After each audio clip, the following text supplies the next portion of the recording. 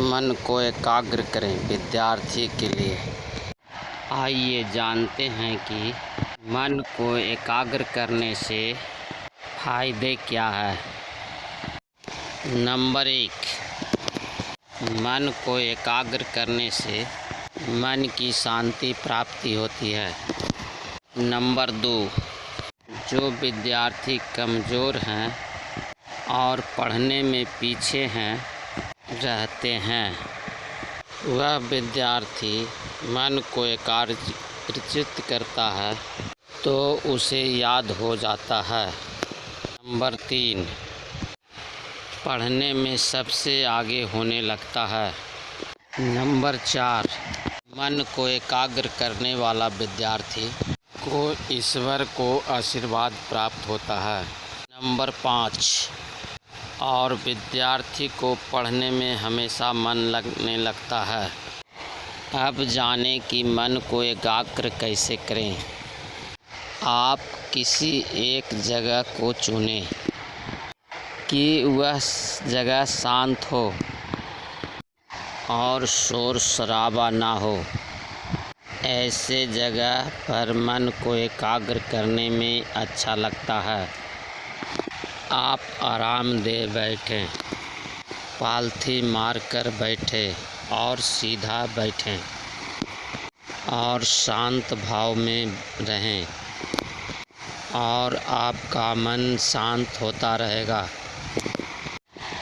और ऐसे प्रतिदिन खाली समय में करें, जैसे सुबह और शाम। इसके बीच में भी समय मिलता है तो करें।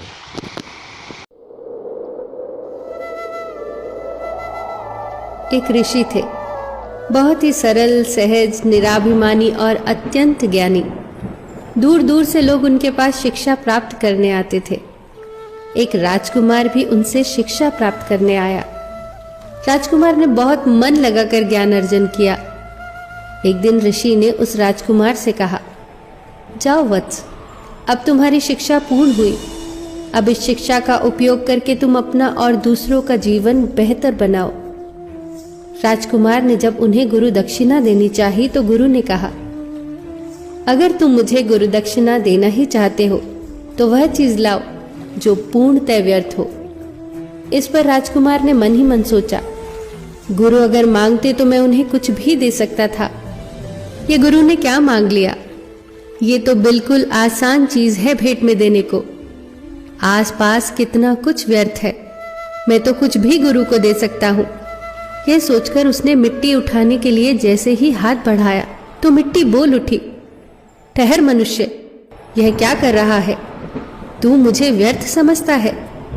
तेरे खाने पीने से लेकर बहुमूल्य धातुएं और ऐसी अनेक वस्तुएं क्या मुझी से उत्पन्न नहीं होती? ये विविध रूप, रंग, रस, गंध क्या मुझसे ही उत्पन्न नहीं होते?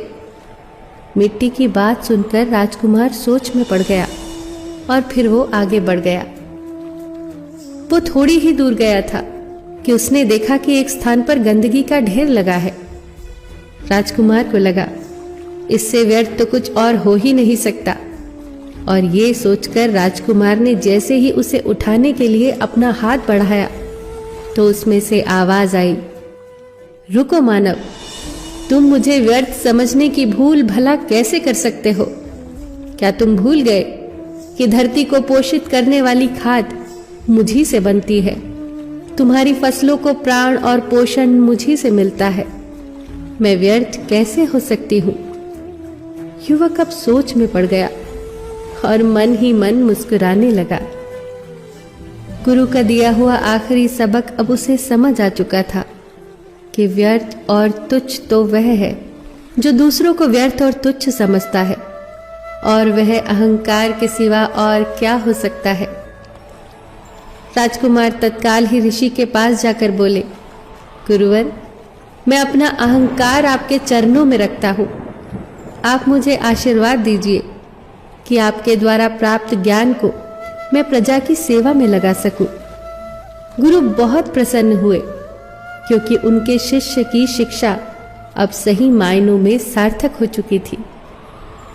दोस्तों, इंसान के भीतर सबसे व्यर्थ उसका अहंकार होता है। अहंकार जितना बढ़ता जाता है, मनुष्य के गुण उतने ही नष्ट होते जाते हैं। अहंकार के बढ़ने से मिलता कुछ भी नहीं, सिर्फ खोता है। क्या खूब कहा है किसी ने, अहंकार में 3 गए, धन वैभव और वंश। ना मानो तो देख लो, रावण कौरव कंस। फिर मिलेंगे दोस्तों अगली वीडियो के साथ।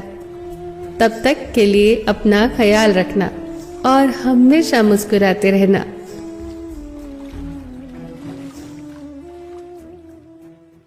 महालक्ष्मी सिंथेटिक, सोसराय, करनाबाग, बिहार शरीफ, नालंदा। कम दाम के साड़ियों के विक्रेता। Pin code 803118।